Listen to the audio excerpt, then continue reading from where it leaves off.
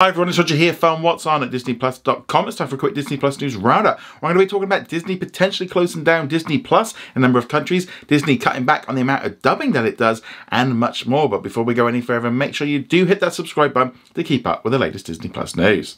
Okay, let's start off talking first off about Disney potentially closing down Disney Plus in a number of countries. Now, I do not want everyone to start panicking and thinking Disney Plus is closing down and this country's going to... This is very much still in the early stages. So what happened was during the latest quarterly financial results, Bob Iger was asked about the international sort of run of what they were looking to do on at Disney Plus, and he went on to say, "We actually have been looking at multiple markets around the world with an eye toward prioritizing those that are going to help us turn this business into a profitable business." What that basically means is there are some markets that we will invest less in local programming but still maintain a service. There are some markets that we may not have a service at all. And there are others that we'll consider, I'll call it high potential markets, where we'll invest nicely for local programming, marketing, and basically full service content in those markets. Basically what I'm saying is not all markets are created equal. And in terms of our march to profitability, one of the ways we believe we're going to do that is by creating priorities internationally. Now, I think that is the key thing to be looking at here in this terms of priorities. Up till now, Disney Plus has been launching in a number of countries all around the world. It's in over now about 150 countries and regions. It has had a massive explosion in terms of where it's available. There are still massive pockets where it's not available. For example, in much of Africa, there's also some countries like Vietnam that haven't got it. But there's also other issues like, China and Russia, but that's a whole other situation. And so they've expanded massively, and they've tried to kind of in some ways keep Disney Plus pretty much the same around the world, similar to what Netflix has done.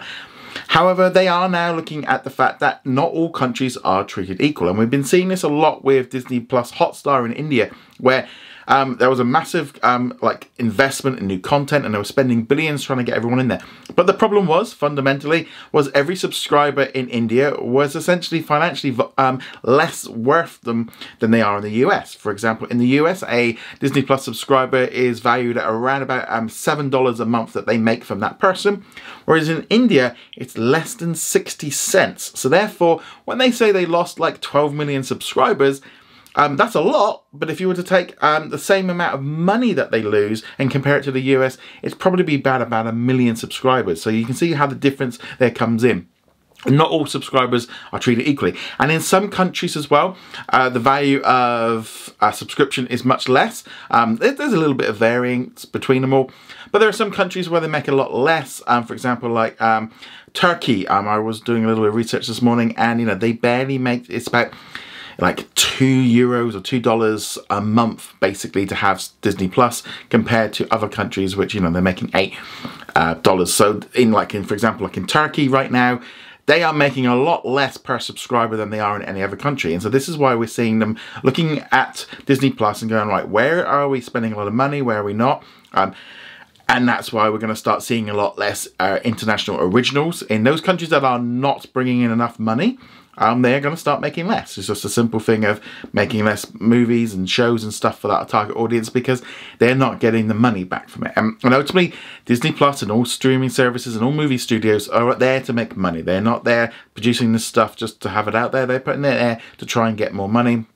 And this is why I think, we have seen a big drop in the amount of Turkish originals. They have been cutting a lot back. They've been sort of moving stuff over to linear and stuff, because ultimately Disney Plus is just not pulling in enough money in there to warrant the amount of money they're spending. I think we're going to see a drastic cutback in the amount of content being made in Korea, a big drop back in the amount of content being made in Latin America and across Europe. There are still some countries that will still be required to make a certain amount, but I think Disney are going to try and get away with doing the least amount they can. They have said about doing less priority of different shows and stuff, and I think we're going to see that moving forward. I still think there's going to be some, like here in the UK and in Canada and Australia and like Japan and Korea. I still think we're going to be seeing lots of original content coming from those countries. But in countries where they are not making so much money, I think they're going to just start first off cutting back on the originals.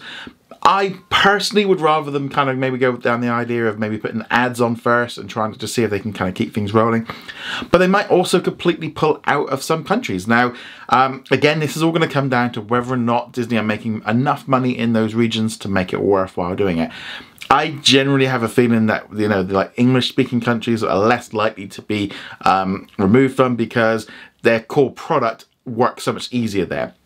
But internationally, we might see them return to licensing stuff out, or even just like pulling back. You know, maybe you don't get as much stuff. And we've been seeing a little bit of a change this past year.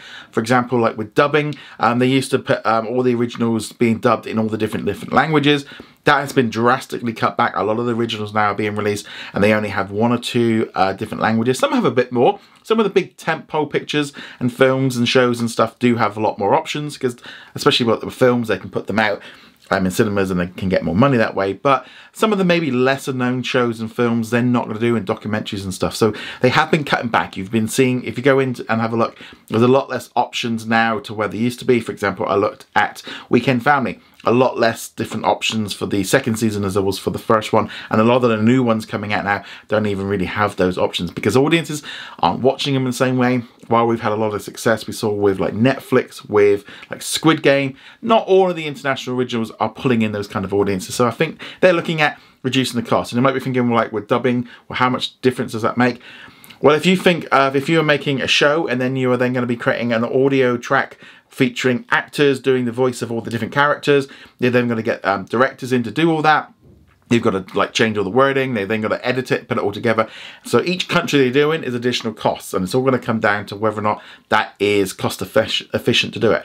Now, I think like animation is much easier for them to do it for than like obviously with like live action and stuff. But so I think we're just generally going to see a lot less. I know a lot of the US stuff arriving in different countries as well has had a lot less dubbing options available. I think it's not good. I don't think it's great. I mean, personally, to me, it's like if you're running Disney Plus in Sweden, you really want to be able to make sure everyone in Sweden can enjoy it, and having it both subtitled and dubbed makes a lot of sense. But obviously, there's a lot of costs, and I think, you know, we've seen Disney Plus explode out the gate, and maybe they've just been spending too much, and the streaming service has not been so profitable, so they're pulling things back. I think we're still going to see, you know, they will do whatever's popular will be where they go. And I think we are just going to see a lot less. But then it does mean, I'm hoping in some ways, that if there's less international originals, they might then end up putting a bit more effort in trying to get everything else sorted in those countries, because that would make a little bit more sense. If they're making less stuff, can do a little bit better. But yeah, we are going to see a drastic cutback in what we're seeing internationally. And that is something that we have to be aware of. We have to understand why. You know, Disney is there to make money, and if those in some countries and these originals are not bringing in enough income, they are likely to be cut. You know, they're not going to continue doing stuff continuously if they aren't making money. It does suck.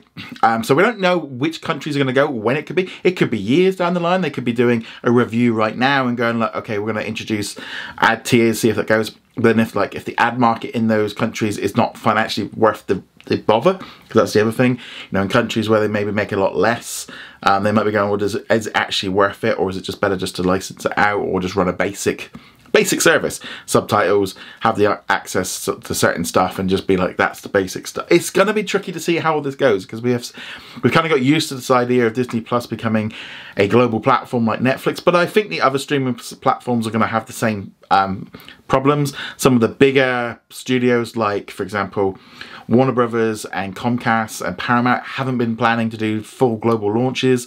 Lionsgate last week revealed that they were pulling out Latin America and just focusing on certain countries. You're seeing now that this expansion of trying to get as many subscribers as possible isn't really what they're after now. Now they're looking to make as much money as they can, and yeah, we're going to see some big changes. Like I said, no confirmation of any country losing Disney Plus yet. And I think there might be some changes, but whether or not we see, I would imagine more likely going to see countries like being reduced in the amount of originals, maybe reduce the marketing, cut back on the dubbing, etc. They can maybe claw back some of the costs and keep the platform running as it is. But yeah, Bob Iger's definitely put the word out there that things might change, but I do not believe that in a country where Disney Plus is profitable and making money, they are not interested in closing it down.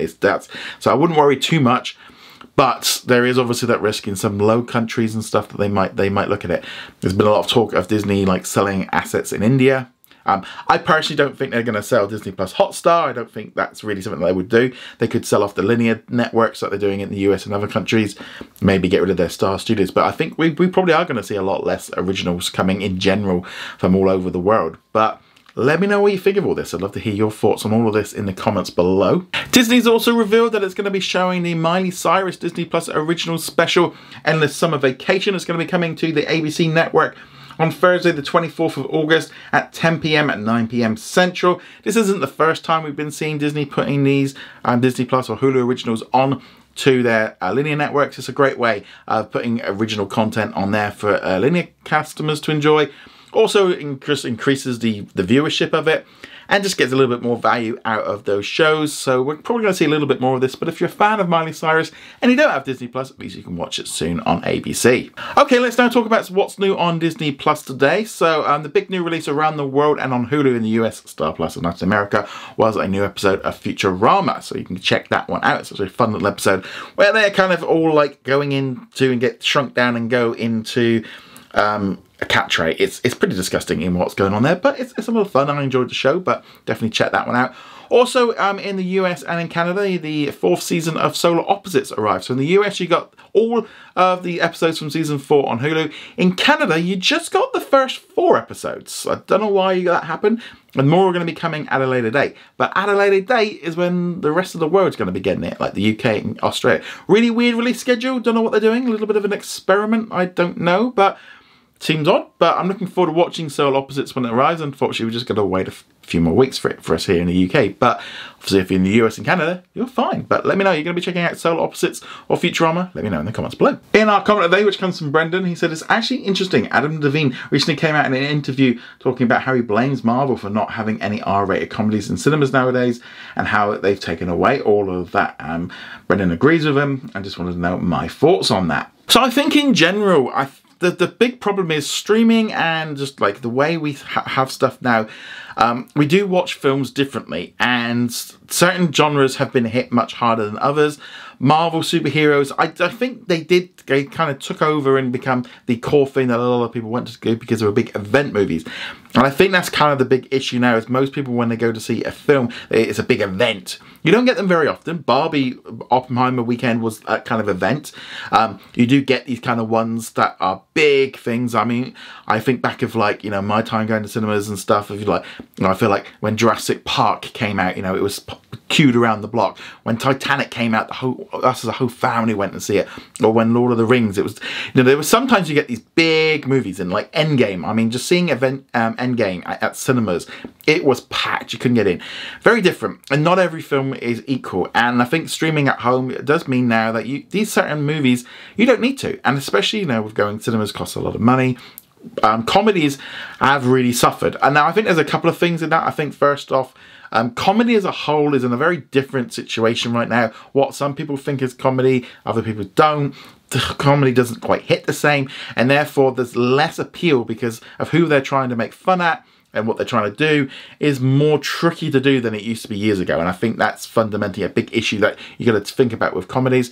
Now, Adam's comment about Marvel became pretty much it. Now, he's recently had a really big hit, I think is it the on a movie on Netflix, which can't think of the name. It also starred Pierce Brosnan. Now, I watched it a couple of weeks ago. I really enjoyed it. It was stupid. It was an Adam Sandler film.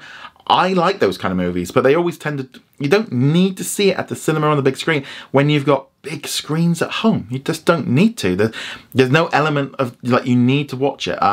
Just watched the new Gal Gadot film over on Netflix over the weekend, and again, it's an Extraction on Netflix. These kind of films are stuff that you used to go cinema and see, but just the market's not there anymore, and people aren't going in the same way they used to.